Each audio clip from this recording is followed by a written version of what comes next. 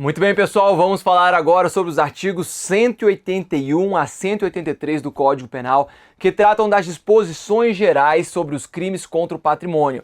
É quando nós finalizamos o título de crimes contra o patrimônio e os artigos 181 a 183 são muito cobrados em prova, tem que conhecer detalhadamente todas as suas disposições. O lado bom é que não são difíceis de lembrar, não são difíceis de memorizar, desde que, obviamente, você revise com frequência aí estes artigos. E o interessante é que os artigos 181 a 183, eles vão se aplicar a todos os crimes contra o patrimônio. Todos os crimes que conversamos até o presente momento sofrerão os efeitos desses artigos 181 a 183, exceto alguns que nós vamos ver como roubo e extorsão, ok? Mas todos os demais que não venham a envolver violência, grave ameaça, vão ser influenciados e sofrerão os efeitos dos artigos 181 a 183. Vamos para a tela então, que eu já quero mostrar para vocês o artigo 181. O artigo 181, vocês já devem ter ouvido, quem já estudou direito penal antes, a expressão escusa absolutória. Escusa absolutória. O artigo 181 são exatamente as hipóteses de escusas absolutórias. E o que são essas escusas absolutórias? Elas são imunidades penais absolutas. Então, se o agente se encontra em uma das situações previstas do artigo 181, ele não vai responder pelo delito. Olha só o que diz o artigo 181. É isento de pena quem comete qualquer dos crimes previstos neste título em prejuízo, inciso 1º, do cônjuge na constância da sociedade conjugal, de ascendente ou descendente, seja o parentesco legítimo ou ilegítimo, seja civil ou natural. Pessoal, muito cuidado com esse artigo 181. Primeira coisa que a gente precisa entender, quando a lei traz pra gente que é isento de pena, ela está dizendo que o agente não será punível. Ele não pode ser punido pela conduta que ele praticou. Por que eu estou falando isso? Porque na prática, se nós analisarmos o conceito analítico de crime, houve crime. Nós temos aqui um fato típico, ilícito, praticado por um agente culpável. Entretanto, este agente, por razões de política criminal trazidas pelo artigo 181, ele não poderá ser punido. E professor, por que são razões de política criminal? Pessoal, política criminal é uma escola, é uma teoria que adentra-se no direito penal para resolver algumas questões que vão além desse estudo da tipicidade, do direito positivado, do direito posto, do direito que está dentro das leis do Código Penal. Nesse caso aqui, a gente tem uma política criminal que foi positivada, uma política criminal que foi incluída no Código Penal. Professor, não estou entendendo mais nada. Calma, galera, calma. Reparem as hipóteses que nós temos no artigo 181. Vamos ler de novo? Olha só, então a gente já sabe que é isento de pena. Ou seja, houve crime. Houve crime, mas o agente não pode ser punido.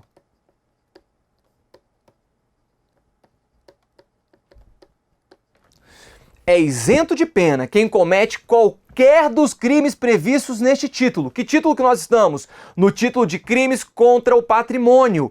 Furto, roubo, apropriação indébita, estelionato. Roubo, eu falei roubo aqui porque está previsto no título, mas essas disposições não vão se aplicar ao roubo e eu já vou explicar para vocês por quê. Mas se aplica ao furto, apropriação indébita, estelionato, crime de dano, enfim, todos os delitos que nós vimos serão aplicáveis essas disposições do artigo 181. Fora algumas exceções que vamos tratar no artigo 183. Olha aqui então.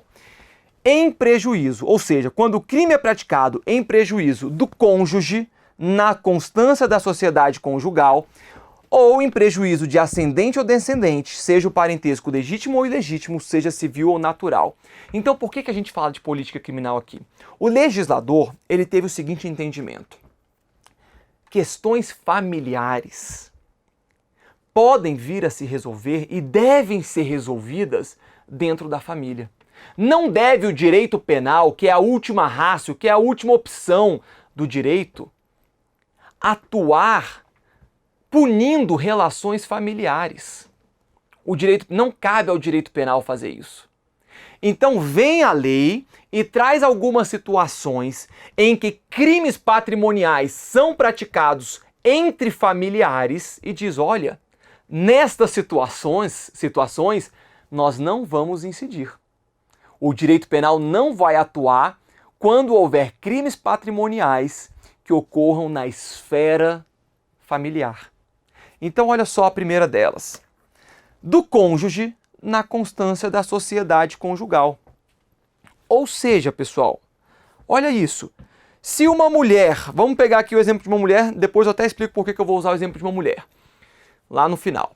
Mas vamos supor que uma mulher e o seu marido estão casados, vivem juntos, e ela vai na carteira do marido e pega uma nota de R$100. Dia seguinte pega mais R$200, sem que ele saiba. Inclusive contra a manifestação de vontade dele. Ele virou para ela e falou, olha, esse dinheiro que está na minha carteira, esses R$200 aqui da minha carteira, é para a gente pagar uma conta aí que vai vencer. Mesmo assim, ela vai lá e subtrai o dinheiro da carteira do marido, o dinheiro que ele ganhou com o trabalho dele. E aí, pessoal? Ela praticou um fato típico? Sim. Ela subtraiu para si coisa alheia móvel. Ela tem alguma excludente de licitude nessa situação? Não. Ela é uma pessoa culpável? Sim. Maior de 18 anos, culpável. Logo, ela praticou um crime.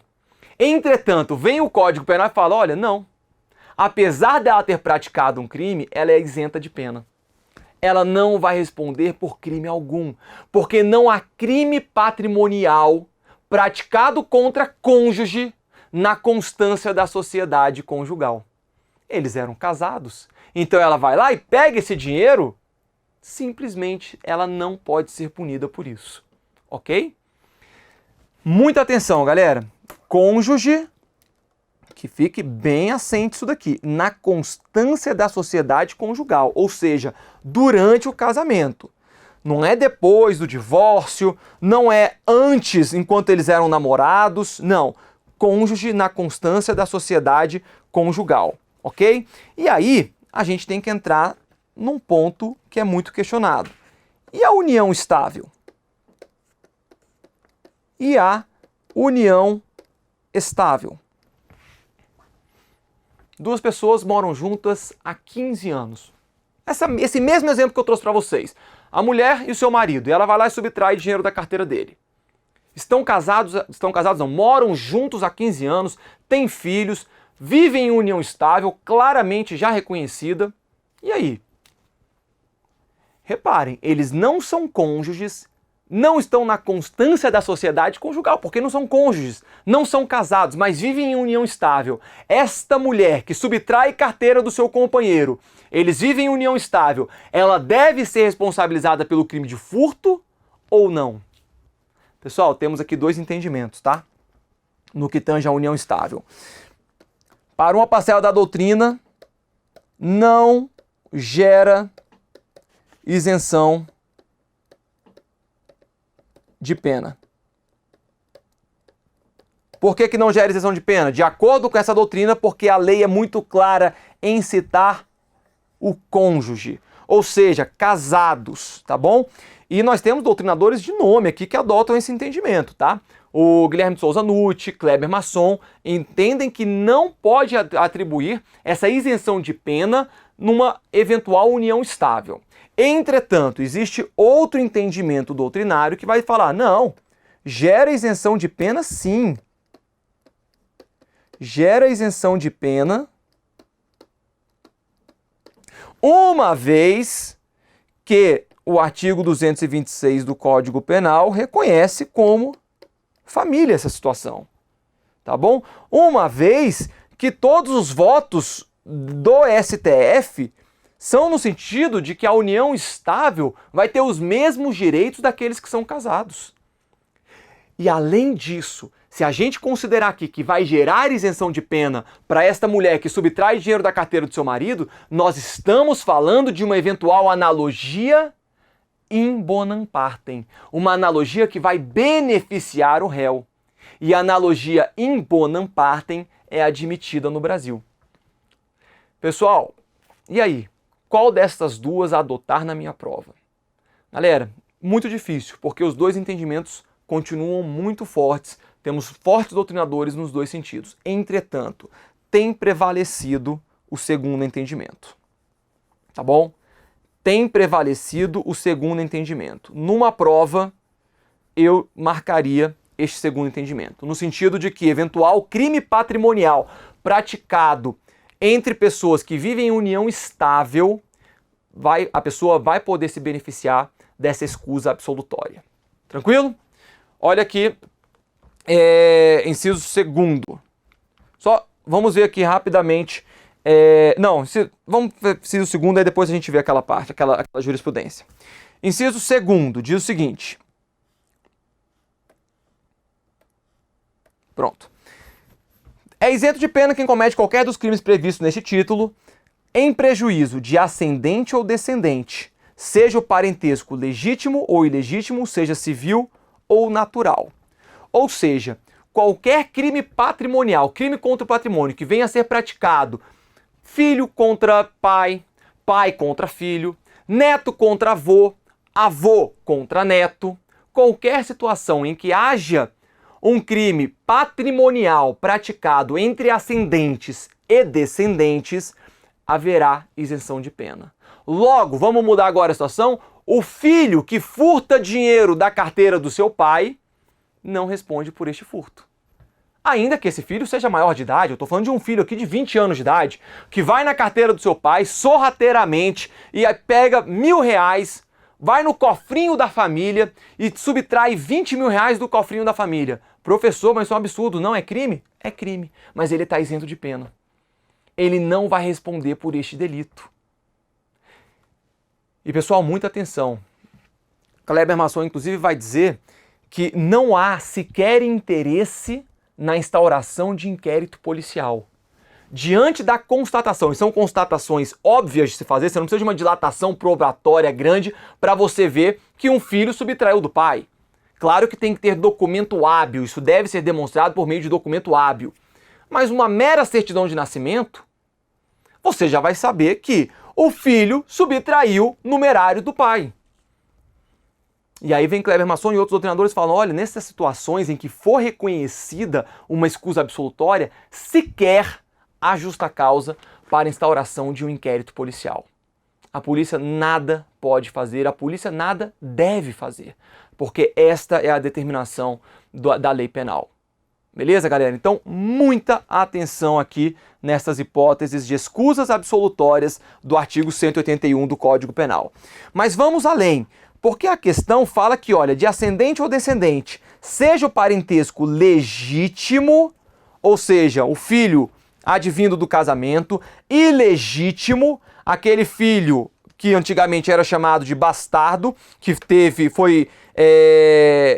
o filho fora da sociedade conjugal, seja civil, olha o filho adotivo aqui, ou natural. Então, se um neto adotivo subtrai bens de seu avô, não há crime. Não há crime, mas ele vai estar isento de pena. Se um pai pratica estelionato contra o seu filho, seja o seu filho legítimo, ilegítimo ou adotivo, não vai ter crime. O pai vai estar isento de pena. Ele não vai responder por este estelionato. Se uma mãe se apropria indevidamente de bens de seu filho, também não vai ter crime. E sempre que eu estou falando não vai ter crime, entenda da maneira correta, que na verdade vai ter uma isenção de pena. O crime vai ter.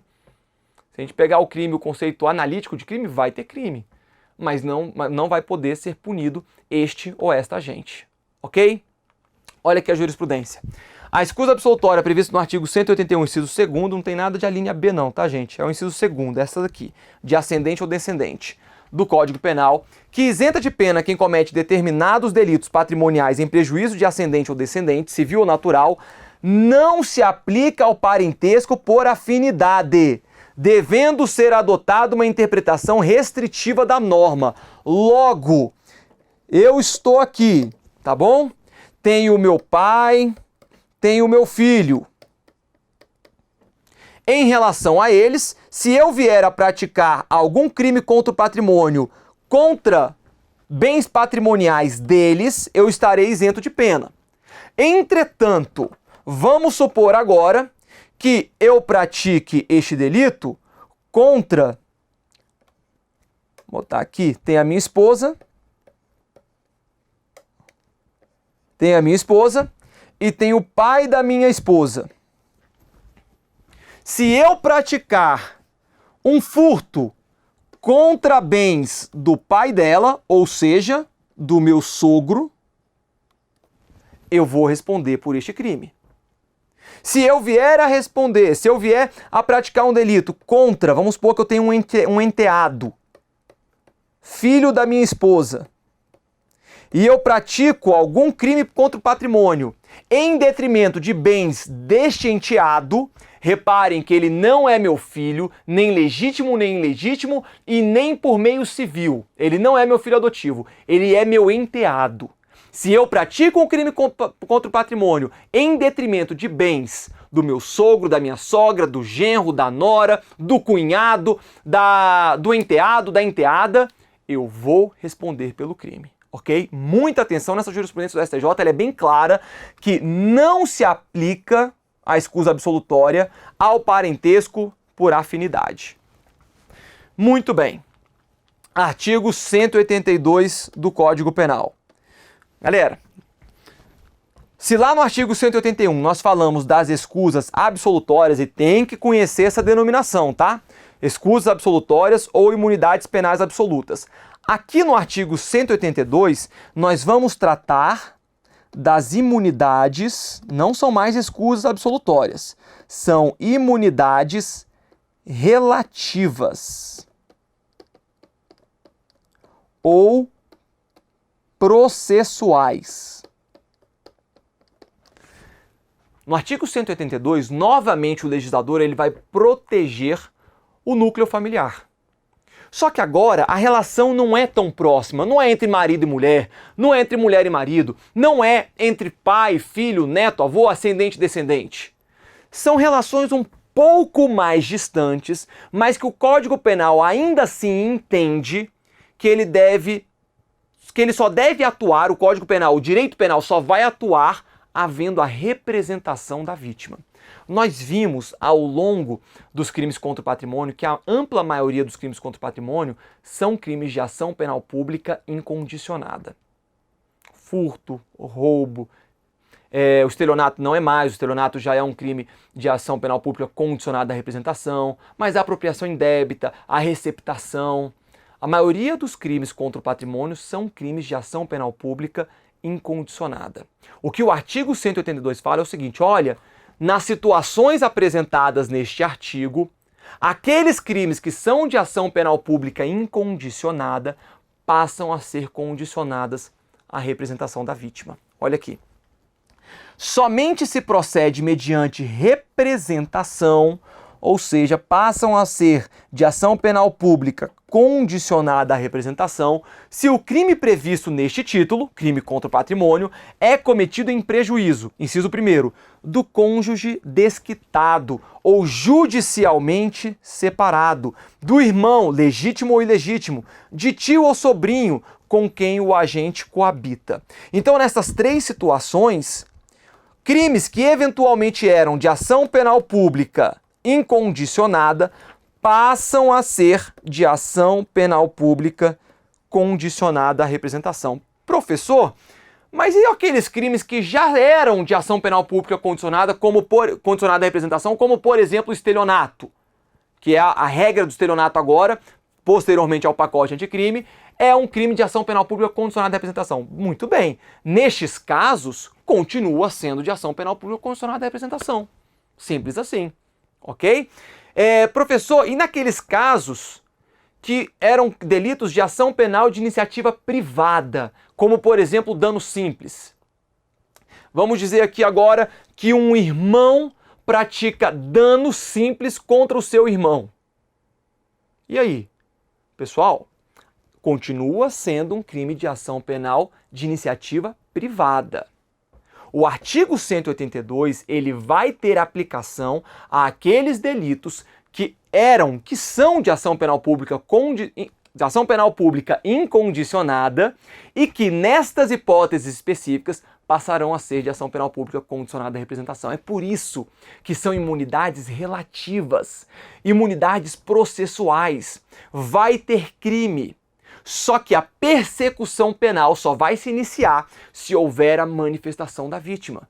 Porque, eventualmente, o meu irmão furtou algo de mim e a lei, se simplesmente seguisse a regra do artigo 155, independentemente da minha vontade, o meu irmão seria responsabilizado pelo crime de furto.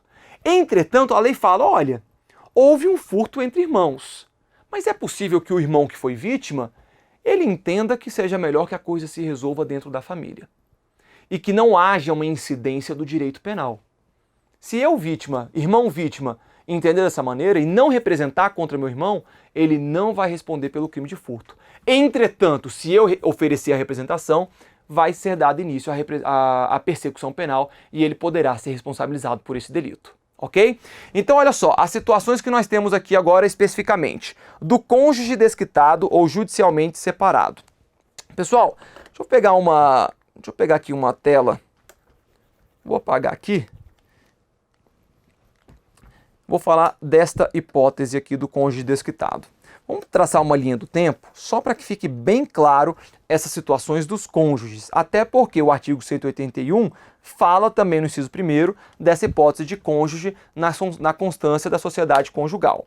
Olha só, vamos supor que haja o casamento nesta data, ok? Posteriormente, houve a separação judicial, que é o desquite. Posteriormente, houve o divórcio. Tá bom? Eu estou fazendo essa linha do tempo para a gente poder ver qual que é a situação que vai se aplicar em cada período. Vamos lá. Entre o casamento e a separação judicial, eles estão na constância da sociedade conjugal. Então, esta daqui é a constância da sociedade conjugal. E, portanto, se houver um crime contra o patrimônio praticado neste intervalo, estaremos diante de uma escusa absolutória. Aplica-se o artigo 181 do Código Penal. Já entre a separação judicial e o divórcio, nós estamos no momento que vai se aplicar o artigo 182, inciso 1º. Olha aqui, do cônjuge desquitado ou judicialmente separado.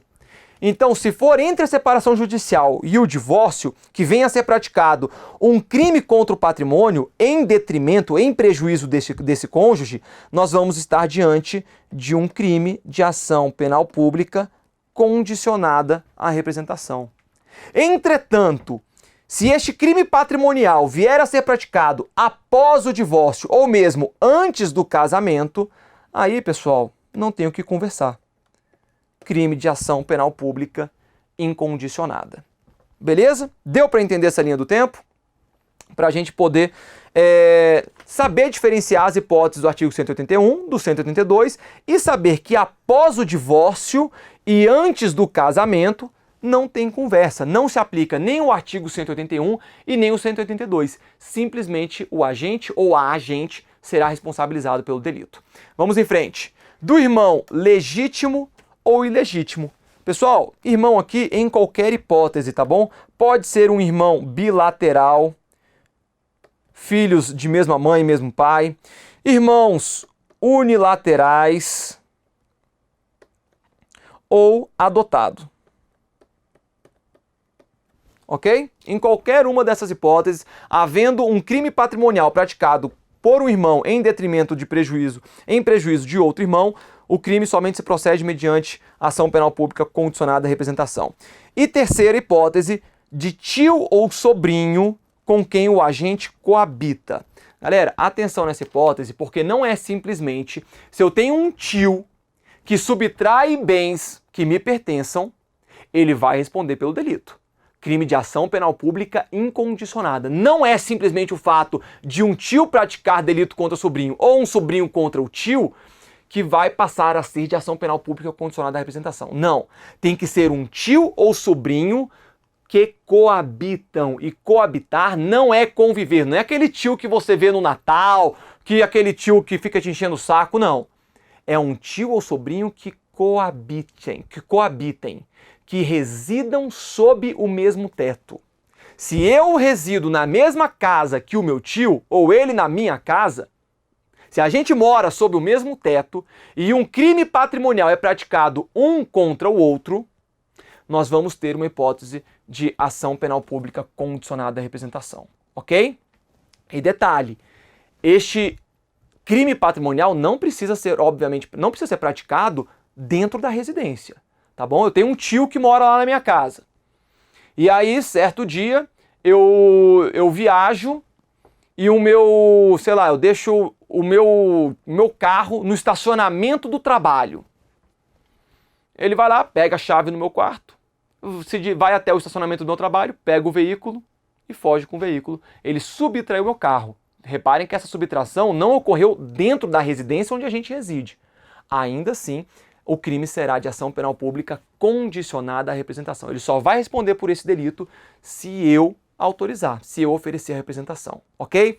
Então, pessoal, essas são as imunidades absolutas no artigo 181, imunidades relativas ou processuais no artigo 182. Só que agora vem, talvez, um dos mais importantes, que é o artigo 183, que vai trazer as exceções desses artigos que nós acabamos de ver. O artigo 183, ele vai dizer, olha, não se aplica o disposto nos dois artigos anteriores, ou seja, tudo aquilo que a gente acabou de falar em relação ao artigo 181 e artigo 182 não serão aplicados nessas situações. Então, nas hipóteses do artigo 183, eu não vou aplicar a imunidade penal absoluta do artigo 181. Eu não vou aplicar as imunidades relativas ou processuais do artigo 182. Quais são essas hipóteses, professor? Olha aqui então. Não se aplica o disposto nos dois artigos anteriores. Inciso 1º. Se o crime é de roubo ou extorsão. Por isso que eu estava evitando usar como exemplo o crime de roubo. Porque se houver o roubo, vem comigo, se um filho pratica o crime de roubo contra o seu pai, se um pai pratica o crime de roubo contra o seu filho, se um tio rouba o seu sobrinho, ainda que residam sob o mesmo teto, se um marido ou uma mulher rouba um ao outro usando violência ou grave ameaça, aí, pessoal, eles vão responder pelo crime. Se o pai rouba o filho, este pai vai responder pelo crime de roubo. E não há que se falar em representação, não. Ação penal pública incondicionada, porque a gente não vai aplicar nem o artigo 181, nem o artigo 182. Se o crime é de roubo ou de extorsão. Extorsão, qualquer extorsão, tá, gente? Extorsão mediante sequestro, extorsão qualificada aí pela restrição à liberdade da vítima, extorsão simples. Então, se o crime é de roubo ou extorsão, ou em geral, quando haja emprego de grave ameaça ou violência à pessoa. Por exemplo, nós vimos aqui nos crimes contra o patrimônio o delito de esbulho possessório. Se este esbulho possessório vier a ser praticado com emprego de grave ameaça ou violência à pessoa, acabou. Vai responder pelo crime de esbulho possessório, ok? Ainda que seja um pai esbulhando a posse do filho. Tranquilo, pessoal? Inciso 2º.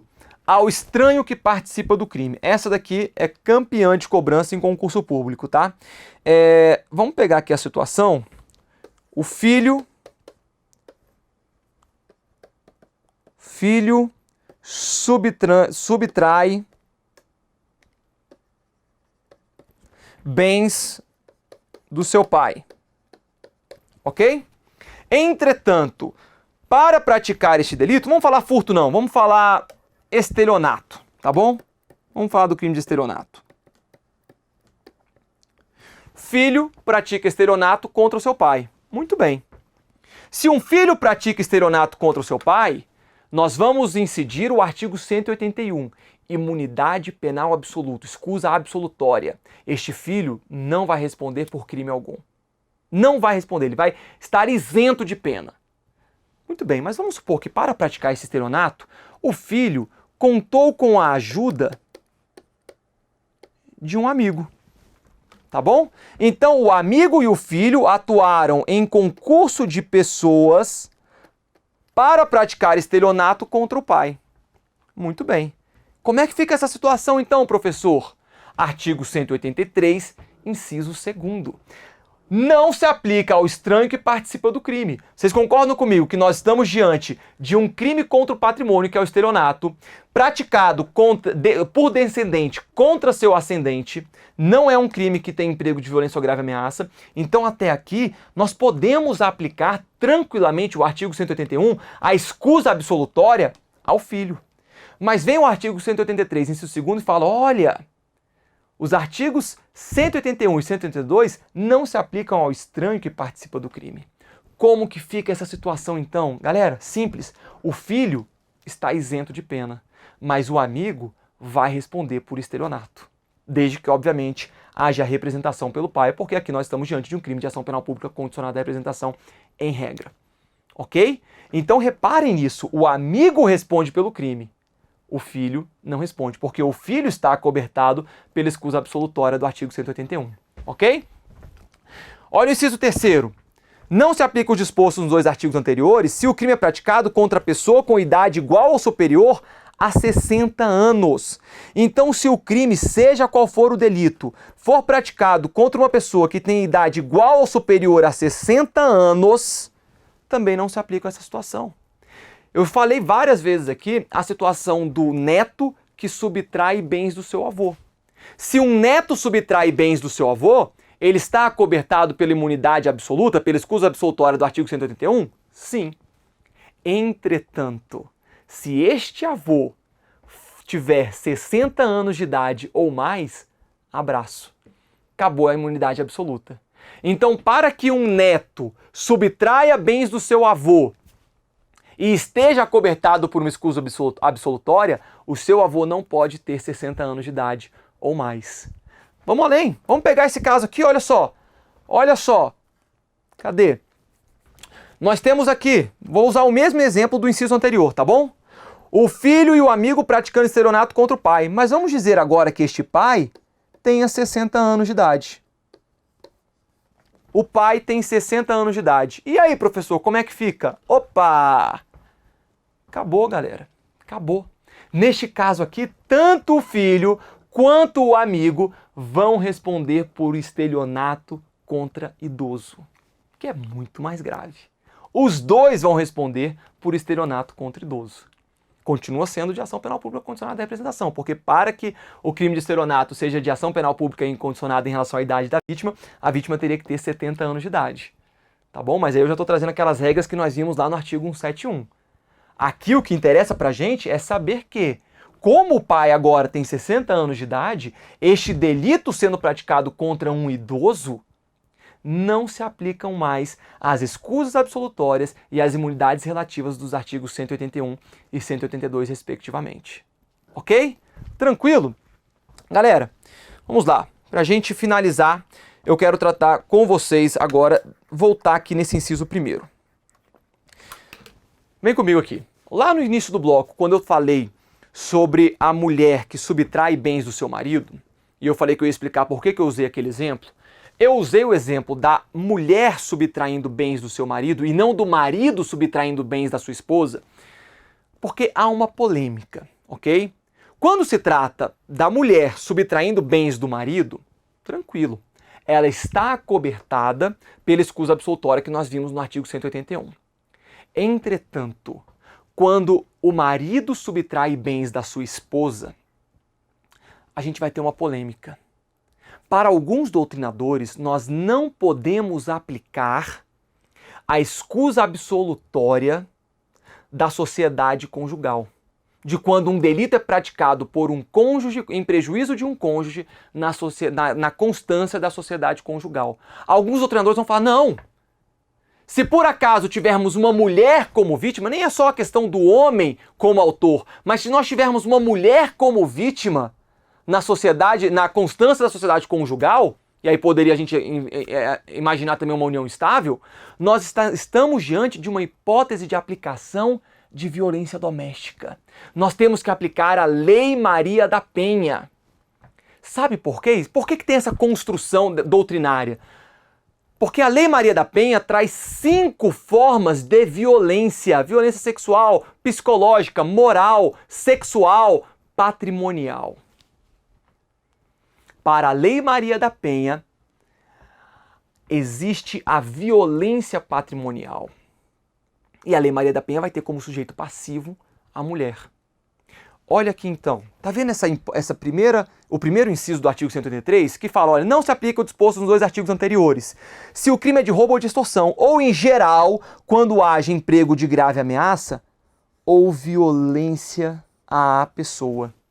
Aí alguns outros vão falar, olha, se esta violência for uma violência patrimonial,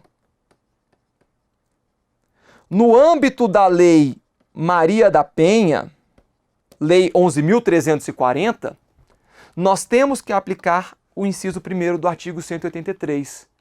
E, portanto, haveria uma escusa absolutória da esposa que subtrai bens do seu marido, isso é pacífico, mas, o que essa doutrina fala, quando o marido subtrai bens da sua esposa, ainda que eles estejam na constância da sociedade conjugal, ele não pode se valer da imunidade absoluta, da escusa absolutória do artigo 181, inciso 1º.